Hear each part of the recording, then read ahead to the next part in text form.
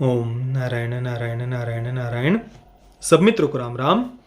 दोस्तों, कल 17 मार्च को मैंने जो तीसरी फिल्म थिएटर में देखी वो थी बॉलीवुड की ज़्विगैटो। कपिल शर्मा इसमें मुख्य भूमिका में है। फिल्म मात्र 1 घंटे और 44 मिनट की है। इस फिल्म में कपिल शर्मा के पात्र का जो परिवार दिखाया है वो परिवार इतना प्यारा है कि उसे देखकर आपको ही आश्चर्य होने लगेगा कि भाई ये मैं क्या देख रहा हूँ। ये कैसे पॉसिबल है कि किसी फिल्म में, वो भी एक हिंदी फिल्म, बॉलीवुड की फिल्म, उसमें ये कैसे पॉसिबल है कि एक गरीब और मध्यमवर्गीय परिवार को अच्छा दिखा दिया जाए, सकारात्मक रूप से दिखाया दिखाया जाए। क्योंकि हमने देखा हुआ है कि ज़्यादातर बॉलीवुड की फिल्मों में जो गरीब और मध्यमवर्गीय परिवार होते हैं उनको गंदे से गंदे तरीके से स्टेरियोटाइप किया जाता है। उन्हें बिल्कुल ही घिनौना, रिग्रेसिव, ऑर्थोडॉक्स, पिछड़ी हुई सोच वाला, घिनौने पेट्रियार्कल माइंडसेट वाला, दरिंदा, इस प्रकार से ज़्यादातर गरीब और मध्यम वर्गीय परिवारों को दिखाते हैं। तो इस फिल्म में ये उन्होंने कैसे दिखा दिया, ऐसा आपको आश्चर्य हो सकता है। पर देखिए, इसमें आश्चर्य करने वाली कोई बात नहीं है। मैंने इससे पहले आपको बताया हुआ है, देखिए, कि जो वामपंथी फिल्म मेकर्स होते हैं वे गरीब और मध्यमवर्गीय परिवारों को तभी अच्छा दिखाते हैं जब उन्हें अपनी वामपंथी, कम्युनिस्ट, सोशलिस्ट विचारधारा को प्रमोट करना होता है। बाकी तो 90 से 95% उनकी फिल्मों में जो गरीब और मध्यमवर्गीय परिवार होते हैं उनको गंदे से गंदे तरीके से स्टेरियोटाइप ही किया जाता है जब उन्हें उनकी वेस्टर्न लाइफस्टाइल को, वेस्टर्न विचारधारा को प्रमोट करना होता है। पर जब बात आती है सोशलिस्ट माइंडसेट की, कम्युनिस्ट माइंडसेट की, तब तुरंत उनकी वो पासा पलट देते हैं तुरंत वो गरीब और मध्यम वर्गीय परिवारों को वो अच्छा दिखाने लग जाते हैं। क्योंकि अगर उन्हें वो वहाँ पर भी पेट्रियार्की, घिनौनी पेट्रियार्कल माइंडसेट ये सब दिखाएंगे तो उनका जो मुख्य उद्देश्य है वो कैसे सफल हो पाएगा सोशलिज्म को प्रमोट करने का। और ज़्विगैटो की बात करें तो ऑब्वियसली ये फिल्म सोशलिस्ट विचारधारा पर ही आधारित है, उसी को यहाँ पर प्रमोट किया गया है। इस फिल्म की जो डायरेक्टर है नंदिता दास, मुझे जब पता चला कि ये फिल्म उनकी है तभी से ये कंफर्म था, पक्का था अंदर से कि ये फिल्म सोशलिस्ट विचारधारा पर ही आधारित होने वाली है। अब जो नंदिता दास है उनकी पिछली फिल्म थी 2018 में आई हुई मंटो, उसका भी हमने रिव्यू किया हुआ है। और उससे पहले 2008 में एक फिराक नाम की फिल्म आई थी, उसे नंदिता दास ने ही डायरेक्ट किया था। एक प्रोपेगेंडा फिल्म थी, 2002 गुजरात दंगों पर वो फिल्म आधारित थी। अब ज़्विगैटो की हम बात करें तो जो मैंने कहा ना, सोशलिस्ट विचारधारा पर आधारित है, तो क्या कहती है ये विचारधारा? तो देखिए, सोशलिस्ट माइंडसेट के अनुसार, विचारधारा के अनुसार, जो प्राइवेट सेक्टर है, जो प्राइवेट कंपनीज है, वे अपने एम्प्लॉयज का शोषण करती है, उनको वो एक्सप्लॉइट करती है। और इस कारण से उन सारी प्राइवेट सेक्टर की कंपनीज को पब्लिक सेक्टर के अंडर लाया जाए, नेशनलाइज उनको किया जाए, गवर्नमेंट के अंडर उन सबको लाया जाए।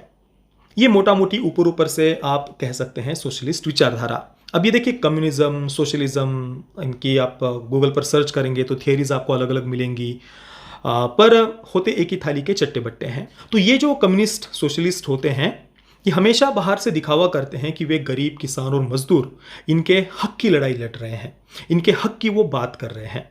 पर होता इसके बिल्कुल अपोजिट है। जितना नुकसान गरीब, किसान और मजदूरों का सोशलिस्टों ने किया है, कम्युनिस्टों ने किया है, इस विश्व में इतना ज़्यादा नुकसान दूसरा किसी ने नहीं किया। इस विचारधारा ने ही सबसे ज़्यादा गरीब, किसान और मजदूरों का अहित किया है। इसके कई सारे उदाहरण आपको मिल जाएंगे। पश्चिम बंगाल का उदाहरण आप देख लीजिए। एक समय पश्चिम बंगाल इंडस्ट्रियल हब था, बड़ी बड़ी कंपनीज, बड़ी बड़ी इंडस्ट्रीज, मील, कारखाने सब थे पश्चिम बंगाल में, कोलकाता में। पर कम्युनिस्टों का शासन 30-35 वर्षों तक वहाँ पर रहा। और उस शासनकाल में फिर यही बातें, जो टिपिकल सी बातें सोशलिस्ट कम्युनिस्ट करते हैं कि भाई ये लोग, ये जो अमीर है, ये जो इंडस्ट्रियलिस्ट है, ये जो उद्योगपति है, वो आपका खून चूस रहे हैं, आपका शोषण कर रहे हैं, सारी की सारी संपत्ति बस ये 2-3% लोगों के पास में ही है। इस प्रकार से वे गरीब, किसान और मजदूर वर्ग को भड़काते हैं और फिर बड़ी बड़ी ट्रेड यूनियंस और उनकी हड़तालें, संप वगैरह होते रहते हैं और एक अनार्की, अराजकता, अस्थिरता वे निर्माण कर देते हैं। और इसी कारण से आप पश्चिम बंगाल को देखेंगे तो जो बड़ी बड़ी इंडस्ट्रीज थी वे सारी वहाँ से धीरे धीरे दूर होती गई। नए बिजनेसेस को उन्होंने वहाँ पर आने नहीं दिया, जो थे उन्हें वहाँ से बाहर जाना पड़ा, क्योंकि बार बार ये हड़तालें, कोई इंफ्रास्ट्रक्चर का विकास नहीं कम्युनिस्टों के शासन में, बड़े बड़े उद्योगपतियों पर लगातार बार बार हमले होते जाते थे। तो इस कारण से एक समय जो इंडस्ट्रियल हब था वो आज उसके बिल्कुल विपरीत परिस्थिति आपको देखने को मिलेगी। यही सेम बात आप मुंबई में भी देख सकते हैं। जो मुंबई के मिल वर्कर्स हैं, गूगल पर सर्च करिए मुंबई मिल वर्कर्स, आप पढ़िए वो इतिहास। एक दो नहीं, हजार दो हजार नहीं, लाख दो लाख नहीं, लाखों लाखों मिल वर्कर्स को इन्हीं कम्युनिस्टों ने बेरोजगार किया। वहां पर भी इसी प्रकार की ट्रेड यूनियंस की हड़तालें, लोगों को भड़काना, उकसाना, अराजकता, अनार्की, केओस, बड़ी बड़ी ये मिल्स बंद पड़ गई और इन्हीं कम्युनिस्टों ने उन्हें बेरोजगार किया। यही नहीं, पुदुचेरी में एक सिरेमिक टाइल्स बनाने वाली कंपनी थी और जो वर्कर्स थे वहाँ पर उनके लिए कंपनी की तरफ से सारी सुविधाएं थी, उनके बच्चों को शिक्षा दी जाती थी, पढ़ाई का खर्च भी कंपनी ही उठाती थी। पर कम्युनिस्टों ने वहाँ पर भी लोगों को उकसाया, भड़काया, हड़ताल वगैरह वहाँ पर शुरू हुई और ये इतना ज़्यादा लोगों को उकसाया गया कि उस कंपनी के जो वाइस चेयरमैन थे उनके घर में घुसकर उनके परिवार के सामने उनकी हत्या कर दी गई। वो कंपनी वहाँ पर बंद पड़ गई। जो लोगों को रोजगार मिल रहा था वो भी बंद हो गया, जो उनके बच्चों को शिक्षा मिल रही थी वो भी बंद हो गई। अभी हाल ही में आप 2-2.5 वर्ष पहले की बात देख लीजिए, एप्पल का जो कर्नाटका में प्लांट था उस पर भी इसी प्रकार से जो हमला हुआ था, आगजनी और तोड़फोड़ हुई थी वहाँ पर, उसका भी आरोप कम्युनिस्टों पर ही लगा हुआ है। तो इस प्रकार से जो ये सोशलिस्ट होते हैं, कम्युनिस्ट होते हैं, वे बस गरीब किसान और मजदूर उन्हें बस भड़काते हैं, उकसाते हैं कि ये 2-3% लोगों के पास में ही बस संपत्ति है, ये आपका खून चूस रहे हैं, आपको एक्सप्लॉइट कर रहे हैं, आपका शोषण कर रहे हैं। इसी कारण से एक अस्थिरता, एक अनार्की, अराजकता की स्थिति उत्पन्न होती है। और अब आप कहेंगे कि भाई इसमें कम्युनिस्टों का क्या फायदा फिर? एक तो कारण देखिए, ज़्यादा तरह से जो कम्युनिस्ट होते हैं उन्हें बाहर से फंडिंग आती है, विशेषतः चाइना से, और चाइना नहीं चाहता कि भारत एक इंडस्ट्रियल हब बने। अगर भारत इंडस्ट्रियल हब बनेगा तो फिर चाइना का क्या होगा? तो स्वाभाविक सी बात है, जो हमारे दुश्मन देश होते हैं वे ये उनकी स्ट्रेटजीज और ये इंटरनल पॉलिटिक्स वगैरह होती रहती है, देश विरोधी ताकतों को वो दूसरे देश में वहाँ पर वो खड़े करते हैं, फंडिंग करते हैं ताकि वो देश अस्थिर ही रहे, वहाँ पर स्थिरता ना आए, वो ग्रो ना हो पाए, वहाँ पर इंफ्रास्ट्रक्चर का विकास ना हो पाए, वहाँ पर जो नक्सली है उनको फंडिंग देना ताकि वे भी इंफ्रास्ट्रक्चर का वहाँ पर विकास ना होने दे। तो ये सब कुछ पॉलिटिक्स के लिए भी एक तो ये रीज़न है, और दूसरा रीज़न ये भी है कि कम्युनिस्टों को, जो सोशलिस्ट माइंडसेट की पार्टीज होती है, उन्हें अगर सत्ता में आना है तो वो कैसे आएंगे? क्योंकि देश की ज़्यादातर जनता, किसी भी देश में जो बहुसंख्यक समाज होता है वो तो राष्ट्रवादी विचारधारा का ही होता है। तब तो भाई फिर वोट तो उनको ही मिलेंगे ना, ज़्यादा वोट तो राष्ट्रवादी विचारधारा की पार्टी को ही मिलेंगे। तो दूसरे जो सेक्युलर, तथाकथित सेक्युलर पार्टीज है, सोशलिस्ट पार्टीज है, वो सत्ता में कैसे आएंगे? उन्हें अगर सत्ता में आना है तो उन्हें सबसे पहले बहुसंख्यक समाज को तोड़ना होगा। फिर वो आप अलग अलग समाज के वर्गों को आपस में लड़ा दो, सेक्युलरिज्म के नाम पर, लिबरलिज्म के नाम पर बच्चों को उनके पेरेंट्स से दूर कर दो, उनको बताओ कि देखो देखो ये रीति रिवाज, परंपराओं की बात करने वाले ये लोग कैसे घिनौने होते हैं, इनसे दूर हो जाओ, लिबरल बनो। इस प्रकार से लिबरलिज्म के नाम पर बच्चों को पेरेंट्स से दूर करते हैं, फेमिनिज्म के नाम पर स्त्री और पुरुष इनको लड़वाते हैं, सेक्युलरिज्म के नाम पर समाज के अलग अलग वर्गों को ये लड़ाते हैं, और कम्युनिज्म के नाम पर जो गरीब, किसान और मजदूर है उन्हें मुख्य धारा से वे हमेशा दूर रखने का प्रयास करते हैं। वे नहीं चाहते कि गरीब, किसान और मजदूर उनका कभी विकास हो। और स्वाभाविक सी बात है, बहुसंख्यक समाज जितना ज़्यादा बटेगा उतना ही ज़्यादा ये फायदा सेक्युलर पार्टीज़ को, कम्युनिस्टों को, सोशलिस्टों को होता है।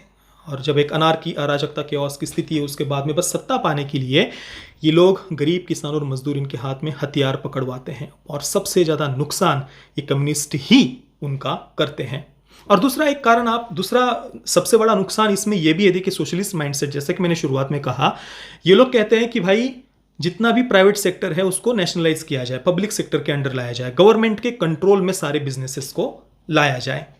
एक कॉमन सेंस की बात आप देखिए, आप वो थियरी छोड़िए, प्राइवेटाइजेशन क्या होता है, पब्लिक सेक्टर क्या होता है, नेशनलाइजेशन क्या होता है, कॉमन सेंस की बात करिए, सोचिए इससे क्या होगा। एक कंपनी है जो किसी व्यक्ति ने अपनी मेहनत से, लगन से, पुरुषार्थ से, अपनी बुद्धि का उपयोग करके उसने एक कंपनी खड़ी की है, अपने खून पसीने की कमाई से, अपनी मेहनत से उसने वो कंपनी खड़ी की है। तो स्वाभाविक सी बात है उस कंपनी को, वो कंपनी ग्रो करे, इसके लिए वो व्यक्ति अपना 100% वहां पर देगा। ये है प्राइवेट सेक्टर ना, वो व्यक्ति अपना 100% वहां पर देगा। पर सोचिए उसी कंपनी को अगर गवर्नमेंट अपने कंट्रोल में ले लेती है, पब्लिक सेक्टर में उसको लाया जाता है, तो क्या होगा?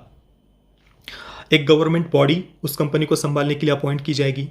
अब वो गवर्नमेंट बॉडी क्या करेगी? क्या उससे कोई मतलब है वो कंपनी ग्रो करे? नहीं। उसका मुख्य उद्देश्य क्या होगा? अपनी जेब भरना, भ्रष्टाचार करना। और दूसरा उद्देश्य क्या होगा कि भाई मुझे चाहिए वोट बैंक, हाँ, मुझे चाहिए वोट्स, ताकि हमेशा मैं इसी प्रकार से पैसे खाता रहूं, मेरी जेब भरती रहे। और अगर उसको वोट्स चाहिए तो वो क्या करेगा? वो कहेगा कि देखो देखो, हमने इतनी सरकारी भर्ती निकाली है, इतनी नौकरियां हम तुमको देंगे। अब सरकार के अंडर ही कंपनीज है, पब्लिक सेक्टर है, तो वो लोगों को लोग लुभावन ऐसे वादे करेंगे कि हम आपको यहाँ पर नौकरियां देंगे, इतनी भर्ती देंगे, हम इस जो ये सर्विस है वो आपको और ज़्यादा सस्ते में देंगे, सब्सिडीज देंगे, ये योजनाएं हम आपके लिए लेकर के आएंगे। और प्रोडक्ट क्वालिटी पर ध्यान नहीं देंगे, वो प्रोडक्ट की क्वालिटी और गिरती ही जाएगी, क्योंकि अगर आपको सस्ते में वो प्रोडक्ट देना है, ऊपर से ज़्यादा लोगों को आपको नौकरी पर भी रखना है, और ऊपर से आपको अलग अलग सब्सिडीज योजनाएं भी करनी है, अपनी जेब भी भरनी है, तो स्वाभाविक सी बात है प्रोडक्ट अच्छा नहीं होगा और वो कंपनी घाटे में चलती जाती जाएगी, वो कंपनी कोलैप्स हो जाती है। और इसके कई सारे उदाहरण आपको हमारे ही देश में देखने को मिल जाएंगे। देखिए 1951 में तत्कालीन नेहरू सरकार के द्वारा एक एक्ट लाया गया था। मैंने इससे पहले भी आपको कहा था कि भारत में डायरेक्टली कम्युनिस्ट डिक्टेटर्स का कभी शासन नहीं रहा है, पर पिछली कुछ ऐसी सरकारें थी जो सामने से डायरेक्टली सोशलिस्ट अपने आप को नहीं कहते थे, पर उनकी जो माइंडसेट था, उनकी जो पॉलिसीज थी, वो पूर्ण रूप से सोशलिस्ट ही थी। उन्होंने 1951 में एक एक्ट लाया था भारत में, जिसका नाम था industrial development regulation act of 1951। आप इसके बारे में गूगल पर सर्च कर सकते हैं। अब ये एक्ट भी बिल्कुल यही था जो मैंने आपको कहा कि प्राइवेट सेक्टर को पब्लिक सेक्टर में लाया जाए, गवर्नमेंट के कंट्रोल में लाया जाए। तो इस एक्ट के अंतर्गत steel, mining, machine tools, water, telecommunications, insurance, electrical plants और इससे सिमिलर और भी जो इंडस्ट्रीज है, उन सबको सरकार ने धीरे धीरे अपने अंडर में लिया था 1951 के उस एक्ट के अनुसार। और इसी एक्ट के अंतर्गत टाटा एयरलाइंस, JRD टाटा जी के द्वारा जिसे शुरू किया गया था, एक बहुत बड़े विजन के साथ में, उस एयरलाइन को भी सरकार ने अपने अंडर ले लिया और उसका नाम एयर इंडिया रखा। और उसके बाद से लगातार एयर इंडिया घाटे में जाता गया और एक परिस्थिति ऐसी आ गई कि एम्प्लॉयज को देने के लिए, सैलरी के लिए पैसे भी नहीं है, घाटे में जा रही है ना कंपनी।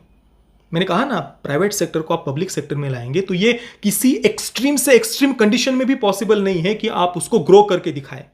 और अभी फाइनली अभी 1.5-1.5-2 वर्ष पहले ही रतन टाटा जी ने उस एयरलाइंस को फिर से टाटा ग्रुप में उन्होंने ले लिया। और केवल यही नहीं, एक तो सोशलिस्ट पॉलिसीज ये तो कहती है कि प्राइवेट सेक्टर की कंपनीज को पब्लिक सेक्टर में लाया जाए, पर उसके साथ में ही जो कुछ प्राइवेट सेक्टर की कंपनीज थोड़ी बहुत वो रहने भी देते हैं, पर उनका भी जीना वो हराम कर देते हैं।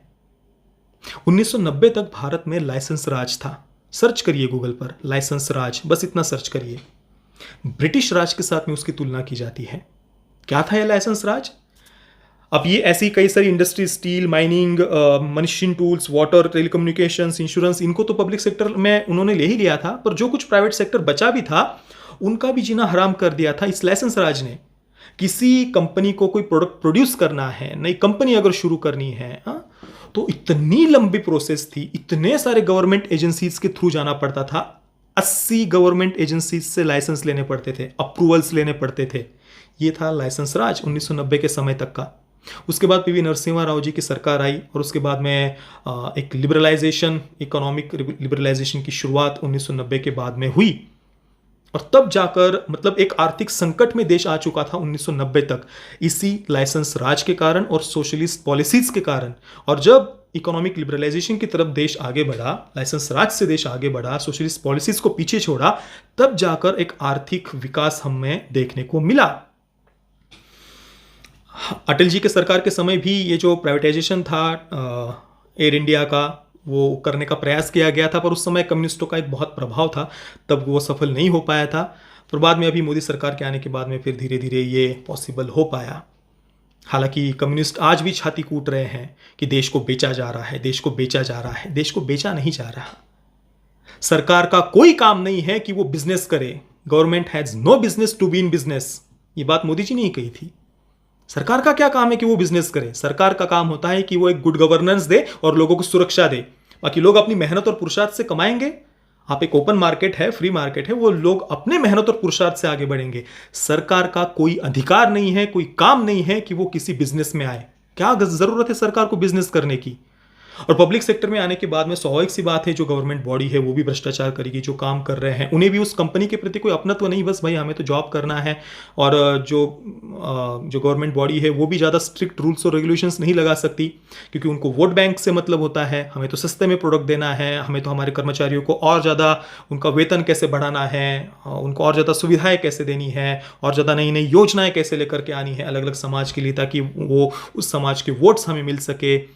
बस यही होता है पब्लिक सेक्टर में, और इससे कई सारे देशों की अर्थव्यवस्था ध्वस्त हो गई है। अभी सबसे ताज़ा उदाहरण वेनेजुएला का आप देखिए, लाखों लोगों की भूख से तड़प तड़प कर मृत्यु हुई, उन्होंने वेनेजुएला को छोड़ दिया, दूसरी जगह पर वो शिफ्ट हो गए। और वहाँ पर भी वेनेजुएला की जो सोशलिस्ट गवर्नमेंट थी उन्होंने यही किया था, सारे के सारे प्राइवेट सेक्टर को वो पब्लिक सेक्टर में लेकर के आए, नेशनलाइज कर दिया, सब कुछ गवर्नमेंट के कंट्रोल में है। और लोगों को फिर दूध से लेकर के, अनाज से लेकर के, फलों से लेकर के, टॉयलेट पेपर तक लोगों को सब्सिडाइज्ड रेट पर, कम से कम दामों पर लोगों को दिया जाता था। और एक पूरी जनरेशन को आप एक आलसी बना दो, कमजोर बना दो। यही है कम्युनिज्म और सोशलिज्म। अब पब्लिक सेक्टर के अंडर ये सारी कंपनीज आ गई तो स्वाभाविक सी बात है उनकी ग्रोथ तो होगी नहीं।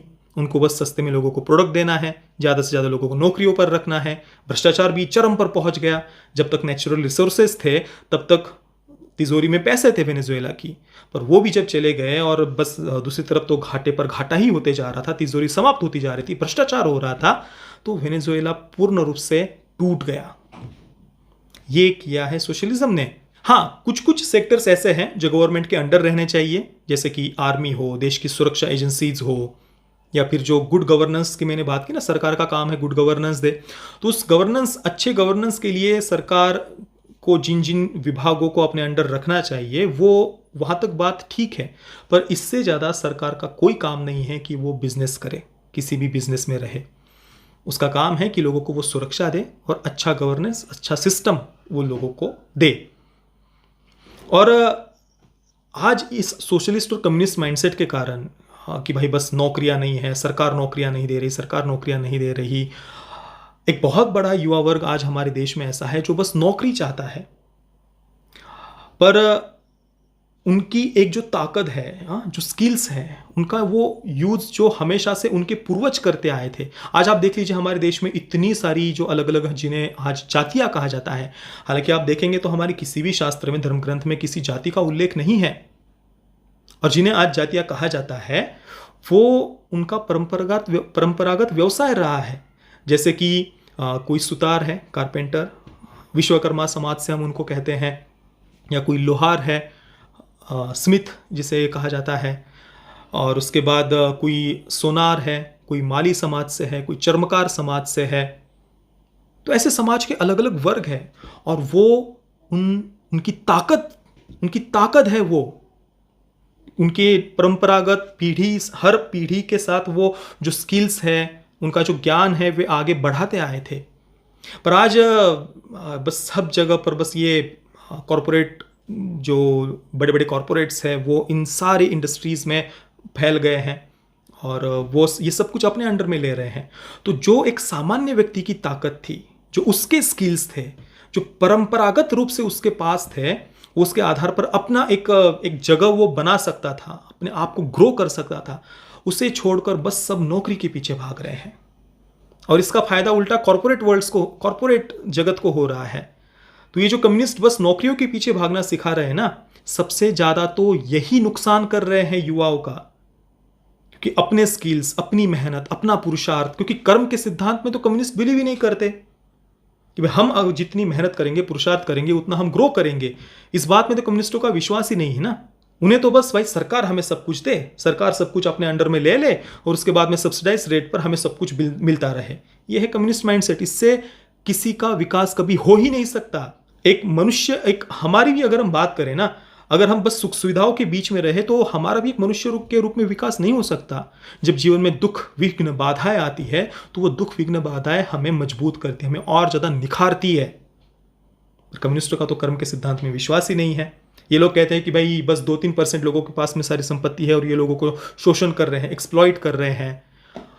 दुनिया में ये पॉसिबल ही नहीं है कि कोई कंपनी दूसरों को एक्सप्लॉइट करके बड़ी हो पाए। ये एक्सट्रीम से एक्सट्रीम कंडीशंस में भी पॉसिबल ही नहीं है। कोई कंपनी थोड़ी देर के लिए टिकड़म करके अगर थोड़ा सा ग्रो होती भी है, पर वो अगर अच्छे प्रोडक्ट्स नहीं देंगी, अच्छी सर्विस नहीं देगी, अच्छी क्वालिटी नहीं देगी अपने कस्टमर्स को, तो उस कंपनी की जगह दूसरी कोई कंपनी आ जाएगी जो अच्छा प्रोडक्ट देती हो, अच्छी सर्विस देती हो, अच्छी क्वालिटी देती हो और अच्छे रेट्स पर देती हो। वो दूसरी कंपनी आकर वो जगह ले लेगी, और ये जो कंपनी जो खराब प्रोडक्ट्स दे रही थी, खराब क्वालिटी दे रही थी, हाँ, अपनी मोनोपोली बनाकर रखना चाहती थी, वो धाराशायी हो जाएगी। बड़ी बड़ी कंपनीज इसी प्रकार से मिट्टी में मिल गई है। तो अगर कोई ग्रो हो रहा है, ऊपर जा रहा है, तो स्वाभाविक सी बात है वो लोगों को अच्छी सर्विस दे रहा है, लोगों को उसकी क्वालिटी पसंद आ रही है, अच्छे प्रोडक्ट्स वो लोगों को दे रहा है, रिजनेबल रेट्स पर दे रहा है, तभी वो ग्रो कर रहा है। तो ये विश्व का ये अकाट्य सिद्धांत है इस प्रकृति का, सृष्टि का, कि अगर आप ईमानदार हैं, अच्छे से आप बिजनेस व्यवसाय कर रहे हैं, तभी आप ग्रो हो पाएंगे, नहीं तो आप ग्रो नहीं कर सकते, आप विकास नहीं कर सकते। तो ये जो कहते हैं ना कि भाई 2-3% लोग बस लोगों का शोषण कर रहे हैं, ये एक्सट्रीम से एक्सट्रीम कंडीशन में भी पॉसिबल ही नहीं है। ये कहते हैं कि भाई ये फलानी कंपनी, इसकी ये तो 2000 करोड़ की कंपनी है, 3000 करोड़ की कंपनी है, तो भाई उनकी जो अलग अलग फैक्ट्रीज होती है, जो अलग अलग जगह पर उनके एम्प्लॉयज़ है, उन एम्प्लॉयज़ को देने वाली जो सर्विसेज जो अलग वो शुरू करते हैं, उनको सुविधा देने के लिए जो अलग अलग सर्विसेज शुरू की हुई होती है, जो मशीनरीज होती है, फैक्ट्रीज होती है, आउटलेट्स होते हैं, उन सब को लेकर वो कैलकुलेट किया जाता है। ऐसा नहीं कि वो अमीर व्यक्ति का ही वो 2-3 हज़ार करोड़ अपने जेब में लेकर के वो घूम रहा है। ये इस सोशलिस्ट माइंडसेट से बाहर निकलिए। इस फिल्म में भी, ज़्विगैटो में भी आप देखेंगे तो एक सीन में वो उस कंपनी के एम्प्लॉयज़ मिलकर बात करते हुए देख रहे हैं कि भाई ये ज़्विगैटो अमेरिका की कंपनी है और 119 करोड़ इसका वैल्यूएशन है, और ये तो बस हमें तो बस शोषण कर रही है हमारा। तो 119 करोड़ कोई वो कंपनी अपनी जेब में लेकर के वो पैसे नहीं घूम रही है, और वो अगर शोषण करेगी तो वो कंपनी टिक भी नहीं पाएगी।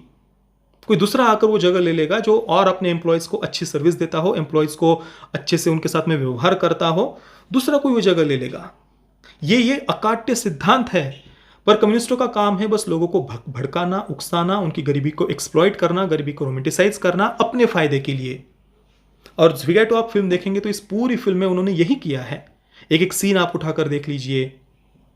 बाहर से जिस व्यक्ति को ये सारी सोशलिस्टों की ये सारी जो उनकी विचारधारा ये पता नहीं हो, तो वो तो आसानी से इन सब बातों में आ जाएगा, और बस वो भी छाती कूटना शुरू कर देगा उद्योगपतियों के नाम से, जो उद्योगपति लाखों लाखों लोगों को रोजगार दे रहे हैं।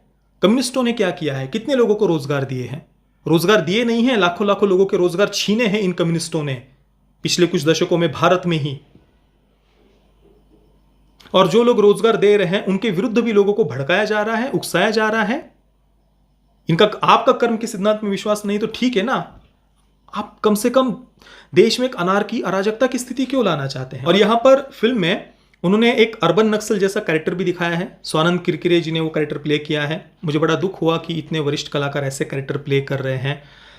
तो चलिए, जो भी है, एक अर्बन नक्सल जैसा वो कैरेक्टर है, और वो यही बातें, टिपिकल सी बातें वो सड़कों पर आकर लोगों को कहता रहता है कि भाई 2-3 लोगों के हाथ में देश की 3/4 संपत्ति है, लोगों का ये शोषण कर रहे हैं, और बेरोजगारी है, सरकार लोगों को नौकरियां नहीं दे रही है। इसी प्रकार की बातें वो आकर, और गरीब किसान और मजदूरों के हक की वो बात कर रहा है। पीछे बैनर वगैरह भी हमें लिखा हुआ दिखाई देता है।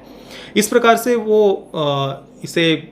इन सब बातों को उन्होंने रोमेंटिसाइज किया है फिल्म में, ऐसे कैरेक्टर्स को। और ये कहा गया है कि ऐसे लोगों पर सरकार ज़बरदस्ती एक द्वेषपूर्ण भावना से उन पर कार्रवाई कर रही है, उनको जेल में डाल रही है। अब अर्बन नक्सल्स को जेल में डालने की दूसरी कई सारी हमने घटनाएं देश में देखी हुई है, पर उन पर ऐसे इतने गंभीर आरोप भी लगे हुए थे, पर उनको भी एक प्रकार से जस्टिफाई करने का फिल्म प्रयास करती है। दूसरी तरफ कपिल शर्मा का जो परिवार है, जैसा कि मैंने कहा, बहुत ही प्यारा परिवार उन्होंने फिल्म में दिखाया है। जो पति है वो पहले एक फैक्ट्री में काम करता था, फैक्ट्री बंद हो गई है, तो अभी कुछ महीनों तक वो बेरोजगार था। फिर ज़्विगैटो के कारण उसे नौकरी मिली है, और अभी ये जॉब मिलने के बाद में उसके जो प्रॉब्लम्स है वो उन्होंने आगे फिल्म में दिखाए हैं कि अलग अलग प्रकार के कस्टमर्स उसको मिलते जा रहे हैं, वो कस्टमर्स किस प्रकार से उसके साथ व्यवहार करते हैं, कुछ लोग कितना ख़राब व्यवहार करते हैं, और कंपनी की जो पॉलिसीज़ है वो बस अपने एम्प्लॉयज़ को कैसे एक्सप्लॉइट करती जा रही है, एम्प्लॉयज़ का कैसे केवल शोषण करती जा रही है। उनको ज़्यादा फूड ऑर्डर्स नहीं मिलती, और इंसेंटिव अगर चाहिए तो ज़्यादा ऑर्डर्स मिलने चाहिए, पर बस नए नए जो ज्वाइन होते हैं एम्प्लॉयज़ उनको ज़्यादा केवल ऑर्डर्स दी जाती है। जो पुराने एम्प्लॉयज़ हैं उनको तो वो ज़ोमैटो का जो सिस्टम है वो उनको ज़्यादा ऑर्डर्स देता ही नहीं है, बस शोषण करती जा रही है अपने एम्प्लॉयज़ का। इस प्रकार की बातें फिल्म में उन्होंने दिखाई है। देखिए, सही बात है, प्रॉब्लम्स हर जगह पर होते हैं, कठिनाइयाँ हर जगह पर होती है और उन्हीं कठिनाइयों से ही हमें जीवन में आगे बढ़ना होता है। पर इसका मतलब ऐसा नहीं कि आप बस सोशलिस्ट पॉलिसीज़ है वो सही है, या फिर जो उद्योगपति जो लोगों को रोज़गार दे रहे हैं हम उस पूरे सिस्टम को ही ध्वस्त कर दे और कहे कि भाई सब कुछ हमें पब्लिक सेक्टर में ही लेकर के आना है, सरकारी सारी नौकरियां दे और सारी जो कंपनी चल रही है उनको भी बंद कर दिया जाए। हाँ, जैसा कि मुंबई में मिलों को बंद किया, पश्चिम बंगाल में इंडस्ट्री जो हब था उसको बंद कर दिया, लोगों को बेरोजगार कर दिया, या पुदुचेरी की जो सिरेमिक टाइल्स की कंपनी मैंने बताई उसको बंद कर दिया। तो ये करके क्या हो, किसका भला होने वाला है? और ये तो हो गया कपिल शर्मा का कैरेक्टर एक पति का। जो पत्नी है वो भी एक पूर्ण रूप से एक आदर्श पत्नी की तरह उन्हें दिखाया है। वो अपने पति का साथ देती है, एक गृहिणी है। और अब जब पति पहले फैक्ट्री में थे तब तो सब चल रहा था सही, अभी ज़ोमैटो के कारण उतने से अच्छे पैसे नहीं आ रही, तो पत्नी कह रही कि मैं भी अभी बाहर काम करने के लिए जाऊंगी। और वो एक मॉल में सफाई कर्मचारी के रूप में उसे नौकरी मिल भी जाती है, पर जो पति है वो मना कर देता है कि नहीं, मुझे अच्छा नहीं लग रहा कि तुम मेरी पत्नी बाहर काम करने के लिए जाए। और ये बहुत पॉजिटिवली फिल्म में उन्होंने दिखाया है। ज़्यादातर जगह पर हम फेमिनिस्ट फिल्मों में अगर देखेंगे तो अगर पति या पति के परिवार से कोई अगर अपनी बहू से या पत्नी से कहता है कि नहीं नहीं तुम बाहर काम करने के लिए मत जाओ, तो उसे घिनौनी, दरिंदा और पेट्रियार्कल माइंडसेट वाला दिखाया जाता है। पर यहाँ पर पॉजिटिवली इस बात को दिखाया कि पति नहीं चाहता कि उसकी पत्नी बाहर काम करे। तुम क्यों काम कर रहे हो, मैं करूँगा, मैं संभाल लूँगा सब। तो ये सकारात्मक रूप से ये बात उन्होंने दिखाई है। पर फिर कुछ परिस्थितियाँ बहुत ही ज़्यादा एक्सट्रीम हो जाती है, पत्नी को भी वो जॉब करनी पड़ती है और वो दोनों एक दूसरे के साथ में मिलजुल कर रह रहे हैं समझदारी से, ये हमें देखने को मिलता है। और वो अपने बच्चों का भी बहुत ध्यान रख रहे हैं। घर में एक दादी है, पति की माँ, बहू भी उसकी बहुत अच्छे से सेवा कर रही है, बेटा भी सेवा कर रहा है। एक बहुत अच्छा परिवार उन्होंने दिखाया और इस कारण से मैंने शुरुआत में कहा कि ऐसा परिवार देखकर विश्वास ही नहीं होता कि भाई फिल्मों में भी ऐसे परिवार दिखाए जा सकते हैं जैसे कि ज़्यादातर परिवार होते हैं। पर यहाँ पर उनका मुख्य उद्देश्य उस सोशलिस्ट माइंडसेट को प्रमोट करने पर था और इसी कारण से इस परिवार को उन्होंने इतना अच्छा दिखाया है। बाकी तो फिल्म में बस जो ऐसी छोटी छोटी घटनाएं होती है, जो एक फूड डिलीवरी करने वाला ये जो कैरेक्टर है उसके प्रॉब्लम्स को, उसके जीवन की अलग अलग समस्याओं को उन्होंने धीरे धीरे यहाँ पर दिखाया है। यही कुल मिलाकर फिल्म है। और एंडिंग में भी ऐसा कुछ बहुत एक्सट्रीम या कुछ ट्विस्ट वगैरह है ऐसा नहीं है, एक आर्ट हाउस फिल्म की तरह है। और एंडिंग में बस जीवन इसी प्रकार से चलते जाता है ऐसा कहकर फिल्म समाप्त हो जाती है। और इन्हीं प्रॉब्लम्स के बीच में हमें खुश रहना चाहिए, ऐसा भी एक प्रकार से फिल्म के अंत में उन्होंने दिखाया है, जो कि एक अच्छी बात है, पॉजिटिव बात थी कि इन सारे प्रॉब्लम्स के बीच में ही हमें खुश रहना चाहिए। पर जो फिल्म का जो मुख्य मेन जो फोकस था सोशलिस्ट आइडियोलॉजी पर, वो मुझे सबसे ज़्यादा प्रॉब्लमेटिक लगा। मैं इस ज़ोमैटो को दूंगा 5 out of 10 stars. Parental guidance की बात करें तो फिल्म में कोई सेक्स, न्यूडिटी, वायलेंस नहीं है। कपिल शर्मा और उनकी पत्नी के बीच के थोड़े से रोमांटिक सीन जैसा है, गले लगना वगैरह, बस इतना ही दिखाया है। तो देखना चाहे तो आप देख सकते हैं परिवार के साथ में। बाकी दोस्तों, आपने अगर इस फिल्म को देखा है तो आपका अनुभव कैसा रहा मुझे अपनी नीचे कमेंट में अवश्य बताना। ये वीडियो देखने के लिए आप सभी मित्रों का बहुत बहुत धन्यवाद। जय श्री राम, वंदे मातरम।